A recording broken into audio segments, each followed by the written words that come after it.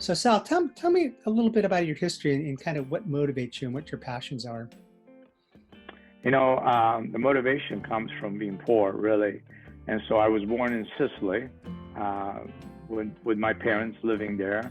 My father was born in the United States in Pennsylvania, and then went to Italy, met my mom, and he ended up basically staying in Italy. And then right when World War II started, my father basically got picked up for Mussolini to fight the war, and he got captured by the Americans there, and he was a POW for 5 years under the American, lost his citizenship for 40 years because he fought for another country against his will, and he was repatriated again, and we were able to come back to the United States.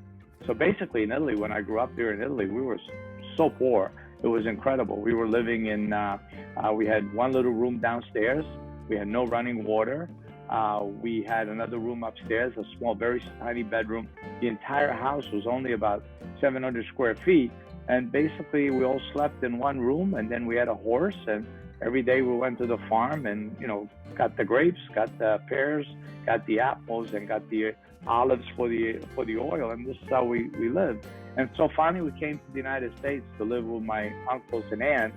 And we all lived in New York City in Elizabeth Street, right by Canal Street in the Bowery.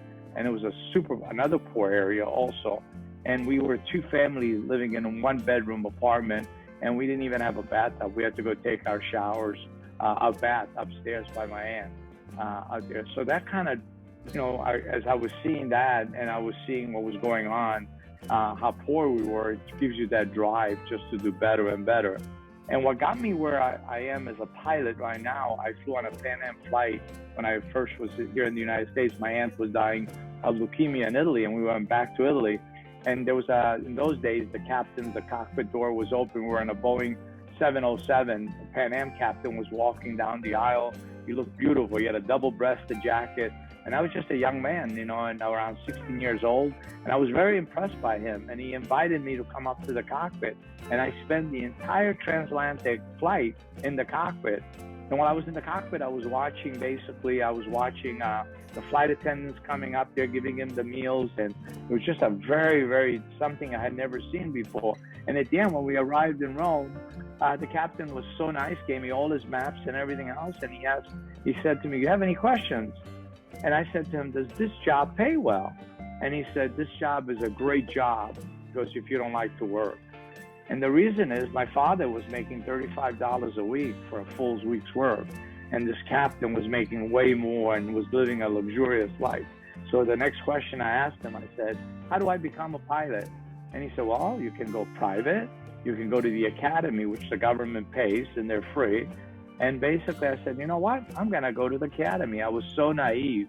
I did not know how difficult it was to get to the Air Force Academy, the Naval Academy, or West Point of the Merchant Marine Academy.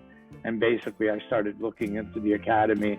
And there's another story to that, when I went to my guidance counselor and I said, "Hey, I want to go to the Air Force Academy." He took his pen and he said, "I wouldn't even waste the ink on this pen to fill out the application." And he said, "The only people that go to the academies are the best of the best, sons of congressmen, sons of senators, sons of generals." He goes, "You have no hope of ever getting there."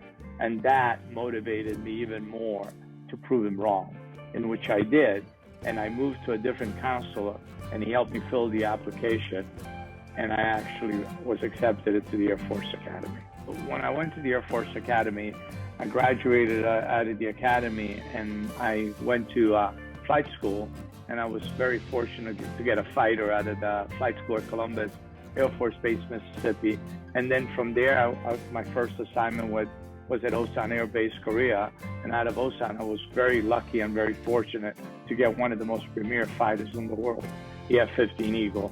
And then as I was doing the flying, I had multiple businesses. I had that drive and that motivation, to do well in the Air Force. And I had a great career. And then at the same time, I went to American Airlines, and I was hired by them, flying, from the 767 to the 777, which I just retired about 7 months ago. That's great. And you've always loved food, being Italian and all. Yes. So tell me about how you decided to open up a restaurant and what you're doing now with it. I love people, and I think in order to be in the restaurant business, you have to love people. You have to basically, love to be around people, love to be around food, and I love to eat food too. And so my first restaurant I purchased was in 1991. I knew nothing about the restaurant business.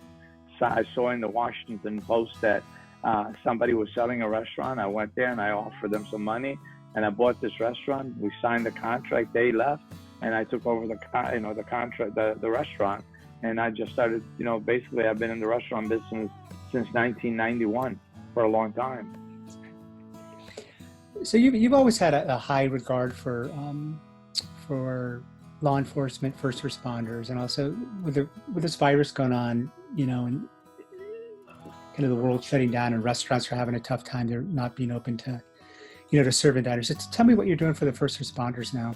For the first responders, for the police department, for the firefighters, the chaplains, priests, and for the doctors and nurses, I've always given them an employee discount, which that's like 50% off. And even when I eat at the restaurant as a family member, my son or myself, we also pay 50%. So I treat everyone equal, so it just balances everybody out there. And so we've always done that, every time. And so we sponsor, for example, the Sully Police Station. We give them a $100 certificate for the past 6 years. And what we do is for the Officer of the Month, so that, the Officer of the Month gets a $100 certificate. We also do dinners for them. We also try to, a couple of times a year, we see if we can organize a get-together with the police officers, and they come over. So we've been recognized by the state police, by the union, the Police Union Association, and we also help out with the Sheriff Kincaid, with the sheriffs. We do the same thing with them. So sometimes they come and pick up some pizzas, we bring them some food, and they're just, I was in uniform for so many years in the Air Force, so folks in the uniforms, I always consider them in the front line. While we're at home, they're always protecting us. While we're at home, they take care of sick people. When we're at home, the chaplain is doing a service. So I've always felt an obligation, and I've always felt a love to take care of them. Mm-hmm. So one of the things you told me earlier was, with these hard times, you're not giving up. So you're going to tell stories of how what we're doing and what we can all do to help these nurses and doctors. And also tell me a little bit about that. I called Fair Oaks Hospital when all of this started, and I asked them at the ER, and I said, hey, is anybody bringing some food? We're going to bring you some food. And they said no. So we brought them some food. And I said, how many people do you have? They said 25. So we brought 25 meals. And when I got there, a couple of nurses met me outside to pick up the food. And when they took off their masks, there was a smile that you couldn't see inside there, behind the mask. And it just warmed up my heart to the point that it's just very difficult to explain. And as this, virus was happening and restaurants were closing and first responders and people were getting sick, and we were hearing from the governor that, we're going to go to social distancing, and now we're going to start closing some of the restaurants. I knew this was coming, because I follow the news pretty well. I just saw something, it was a calling that I needed to do this as a military person. You're always the first one, to volunteer. You're the first one in the front line out there. And now they were in the front line, And I said to myself, I came home and I told the chef, I said, Anthony, I said, you know what? We have to bring them dinner. I said, we can't just let them worry about the dinner. I know we've all eaten at the hospitals. They do a great job, but it's still, they're eating the same thing.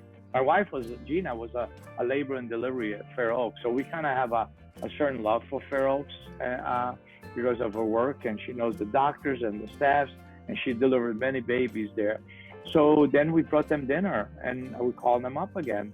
And the next day we brought them lunch. And so then it all began with this Congressman, Russo. He was sitting at the restaurant on a Tuesday afternoon having lunch, and I was talking to him what I did. And all of a sudden he left a $750 check, and he kind of was the good luck charm that it all began. It all began from him. And it just goes on. And there's stories after stories, which we'll be telling, of great Americans. And this is what America is all about. When we are down and where we're hurting, America comes together. And it's been 20 years since we did that, and where we were all wandering away from each other. We were wandering away from God and the American flag. And you hear rumors and stories that we want to get rid of the police and Congress and the Senate, and nobody's working together. And all of a sudden, this happened. Somebody kicked us in the rear and said, hey, start loving each other, because we need each other. We're one people. It doesn't matter if you're in China or Italy or Spain or South America or whatever. This thing, the virus, doesn't discriminate. It's an equal opportunity virus. It just gets us all. And so for us, it's just been a pleasure doing this. And then the nurses and the doctors, I guess somebody wrote to Channel 7, and we got a call from Channel 7. And Channel 7 called us up and said, hey, we want to do a story on it. And again, this gentleman who was awesome, Jay and Scotty, who was operating the camera, he asked me the same question. He goes, what makes you do this? And I gave him the same answer. I said, he goes, and how long are you going to do this? I said, forever, until this virus is gone. I said, we're not going to give up. We're not giving up, and that's my motto. We're not giving up as Americans. And all of a sudden you start seeing this flow of people and support and cards and people calling us from Mexico, all the way from Mexico, from Orange County, California, from the West Coast to the East Coast, from South America. People are calling us because they saw this piece on the news. And so it just brings tears to your eyes every single day when you're talking to people. Even today, people are just bringing you things. And there was one lady yesterday, it was kind of amazing. She goes, I can't afford much. She goes, I want to just give you $5. She goes, I know it's not that much. And, it kind of gets you, because I said to her,